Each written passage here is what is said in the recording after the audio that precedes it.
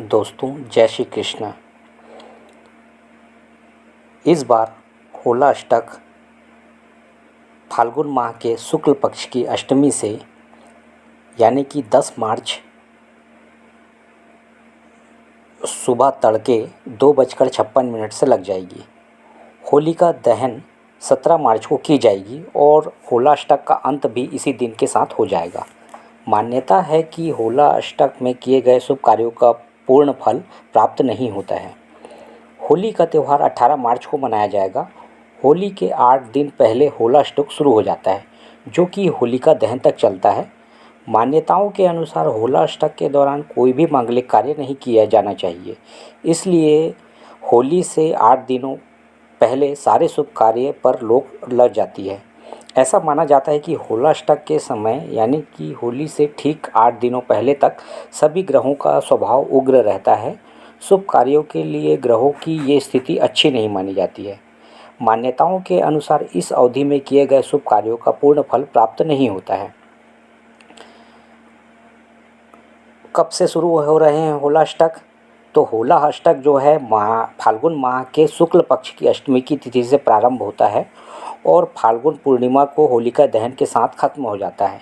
इस बार होला अष्टक जो है 10 मार्च से लग रहा है और फाल्गुन शुक्ल अष्टमी की तिथि तड़के सुबह 2:56 से लग जाएगी। जो होलिका दहन 17 मार्च को की जाएगी और होला अष्टक का अंत भी इसी दिन के साथ हो जाएगा। दोस्तों, क्यों अशुभ होती है यह होला अष्टक की अवधि?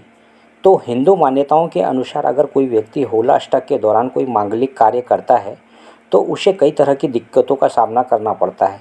इतना ही नहीं, व्यक्ति के जीवन में कलह, बीमारी और अकाल मृत्यु का साया भी मंडराने लगता है। इसलिए होला अष्टक के समय को शुभ नहीं माना जाता है। होला अष्टक से जुड़ी कुछ पौराणिक मान्यताएं हैं और कथाएं हैं। तो कथा के अनुसार जो है, हिरण्यकश्यप ने 7 दिनों तक अपने पुत्र प्रहलाद को बहुत सी यातनाएं दी थी और 8वें दिन हिरण्यकश्यप की बहन ने अपनी गोद में बैठाकर प्रहलाद को भस्म करने की कोशिश की। हालांकि भगवान विष्णु की कृपा से प्रहलाद का बाल भी बांका नहीं हुआ और होलिका उसमें जल के समाप्त हो गई। तभी से होला अष्टक मनाने की परंपरा की शुरुआत हुई। इन 8 दिनों में दाह कर्म की तैयारियां शुरू की जाती हैं। होला अष्टक खत्म होने के बाद रंगों वाली होली मनाई जाती है और प्रहलाद के जीवित बचने की खुशियां मनाई जाती हैं। इसके बाद से ही सारे मांगलिक कार्य शुरू हो जाते हैं। अब पौराणिक कथा दूसरी एक और देखते हैं हम। होला अष्टक को लेकर एक अन्य पौराणिक कथा ये भी प्रचलित कहा जाता है कि होला अष्टक के दिन ही भगवान शिव ने कामदेव को भस्म कर दिया था। कामदेव ने भगवान शिव की तपस्या भंग करने की कोशिश की थी, जिसके चलते महादेव क्रोधित हो गए थे। इसी दौरान उन्होंने अपने तीसरे नेत्र से काम देवता को भस्म कर दिया था। हालांकि कामदेव ने गलत इरादे से भगवान शिव की तपस्या भंग नहीं की थी। कामदेव की मृत्यु के बारे में पता चलते ही पूरा देवलोक शोक में डूब गया। इसके बाद कामदेव की पत्नी देवी रति ने भगवान भोलेनाथ से प्रार्थना की और अपने मृत पति को वापस लाने की मनोकामना मांगी, जिसके बाद भगवान शिव ने कामदेव को पुनर्जीवित कर दिया था। ज्योतिष शास्त्र के अनुसार होला अष्टक में सभी शुभ कार्य करना वर्जित रहते हैं, क्योंकि इन 8 दिवस में 8 ग्रह उग्र रहते हैं। इन 8 दिवसों में अष्टमी को चंद्रमा, नवमी को सूर्य, दशमी को शनि, एकादशी को शुक्र, द्वादशी को गुरु, त्रयोदशी को बुध, चतुर्दशी को मंगल और पूर्णिमा को राहु ग्रह उग्र रहते हैं। इसलिए इस अवधि में शुभ कार्य करने वर्जित हैं। होला अष्टक में कोई भी यज्ञ या हवन अनुष्ठान करने की सोच रहे हैं तो उसे होली के बाद कराएं।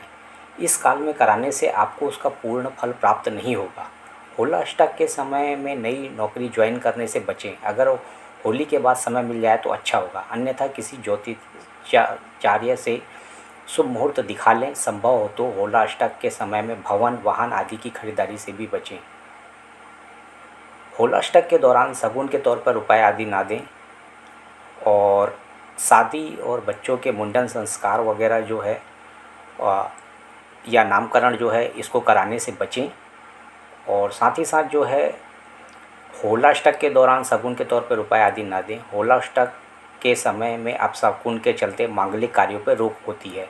हालांकि होला अष्टक में भगवान की पूजा अर्चना की जाती है। इस समय में आप अपने इष्ट देव की पूजा अर्चना, भजन, आरती आदि करें। इससे शुभ फल की प्राप्ति होती है।